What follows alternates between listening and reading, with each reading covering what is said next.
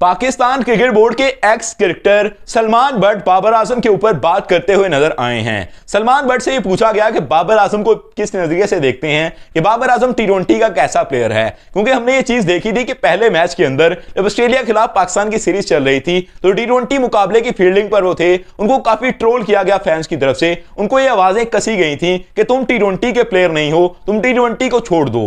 अगले ही मुकाबलों के अंदर वो थोड़ा बेहतर परफॉर्म करते हुए नजर आए। एक मैच के अंदर उन्होंने 46 रन भी कर दिए और उनका 150 का स्ट्राइक रेट भी था। फिर लोग ये बात करने लगे कि बाबर आजम का कमबैक होता हुआ नजर आ रहा है। वो चीजें नजर आ रही है कि बाबर आजम पाकिस्तानी टीम को आने वाले टाइम के अंदर सपोर्ट कर सकते हैं। 2027 के वर्ल्ड कप तक बाबर आजम को टी20 टीम के अंदर रहना चाहिए, ऐसा कुछ लोगों का कहना था। लेकिन सलमान बट ने कहा कि बाबर आजम टी20 के अंदर आपका इंपैक्ट प्लेयर नहीं है। इंपैक्ट प्लेयर को अगर आप नहीं समझते तो आप इंडियन प्लेयर्स को देख लीजिए, आपको सूर्या कुमार यादव इंपैक्ट प्लेयर के तौर पर नजर आएगा। नीतीश कुमार रेड्डी जो कि ऑलराउंडर हैं, जिनका मैं फैन हूं, वो आपको इंपैक्ट प्लेयर के तौर पर नजर आएगा। अभिषेक शर्मा आपको इंपैक्ट प्लेयर के तौर पर नजर आएंगे। जसप्रीत जायसवाल आपको नजर आएंगे। ग्लेन मैक्सवेल ऑस्ट्रेलिया से आपको इंपैक्ट प्लेयर के तौर पर नजर आएंगे। मार्कस स्टोइनिस आपको इंपैक्ट प्लेयर के तौर पर नजर आएंगे, जो कि चौकों और छक्कों की बरसात लगाते हुए नजर आते हैं। अब शायद आप उस डेफिनेशन को समझ चुके हो, उस क्राइटेरिया को समझ चुके हो जो कि एक इंपैक्ट प्लेयर के लिए रखा जाता है कि बैटिंग के अंदर एक इंपैक्ट प्लेयर क्या कर सकता है। लेकिन बाबर आजम के बारे में सलमान बट ने कहा कि वो टी20 का इंपैक्ट प्लेयर आपके पास नहीं है।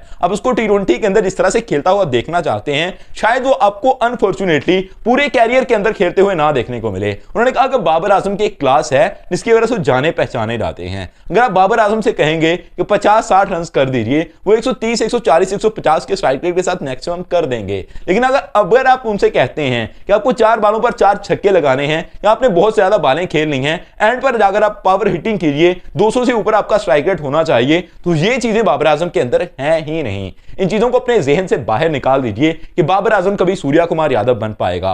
बाबर आजम है, सूर्या कुमार यादव है। वो बंदा छक्के लगाने के लिए मशहूर है, ये बंदा अपनी क्लास की वजह से मशहूर है। इसने 120, 130 के स्ट्राइक रेट के साथ ही खेलना है।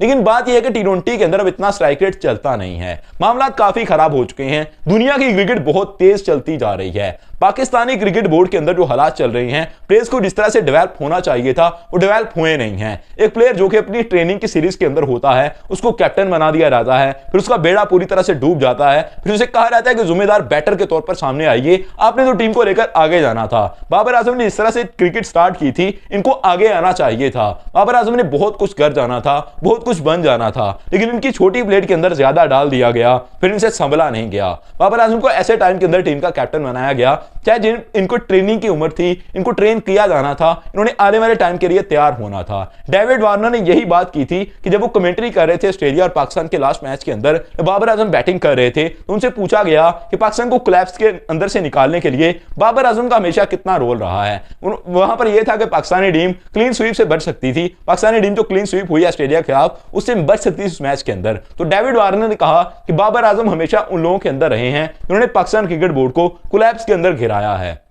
इन्होंने पाकिस्तान को कभी भी निकाला नहीं है। डेविड वार्नर ने तो बात कर दी, उन्होंने बात इस बेस पर कर दी कि बाबर आजम की बहुत बड़ी परफॉर्मेंसेस भी हैं और इनका आजकल तो खास तौर पर एक डीप फॉल डाउन चल रहा है, उनके पूरे दिन चल रहे हैं। इसी वजह से लोग इन पर तनकीद करते हुए नजर आते हैं। लेकिन बाबर आजम ने ओडीआई के अंदर, टी20 के अंदर, टेस्ट के अंदर बहुत अच्छी परफॉर्मेंसेस दी हुई हैं। जो पिछले टाइम की टी20 क्रिकेट थी उसके हवाले से भी अच्छा खेलते रहे हैं बाबर आजम, तीनों फॉर्मेट्स के अंदर टॉप पर भी रहे हैं। लेकिन बाबर आजम आजकल की क्रिकेट के अंदर, टी20 के अंदर सूट नहीं करते। यहां तक डेविड वार्नर की बात भी ठीक है कि आजकल अगर पाकिस्तानी टीम का कोलैप्स चल रहा है तो उसके अंदर बाबर आजम खुद जिम्मेदार हैं। अगर वो इंपैक्ट प्लेयर के तौर पर टीम के अंदर शामिल किए जाते हैं तो उनको अपना एक इंपैक्ट छोड़ना चाहिए, अच्छा परफॉर्म करना चाहिए। लेकिन फाइनली मैं तो इस डिसीजन पर आऊंगा कि बाबर आजम को अपने टीम से ड्रॉप करने का फैसला किया है। अभी जिम्बाब्वे के खिलाफ अहमद दानियाल को शामिल किया गया है पाकिस्तानी टीम के अंदर। वो टी20 और ओडीआई सीरीज के अंदर खेलते हुए नजर आएंगे तो उनको ही पाकिस्तानी टीम के अंदर रहना चाहिए, या फिर कोई और अच्छा बैटर उठा ले। हसीबुल्लाह को टीम के अंदर शामिल करके देख लें, शाहजाद अफरान को रेगुलर खिलाकर देख लें।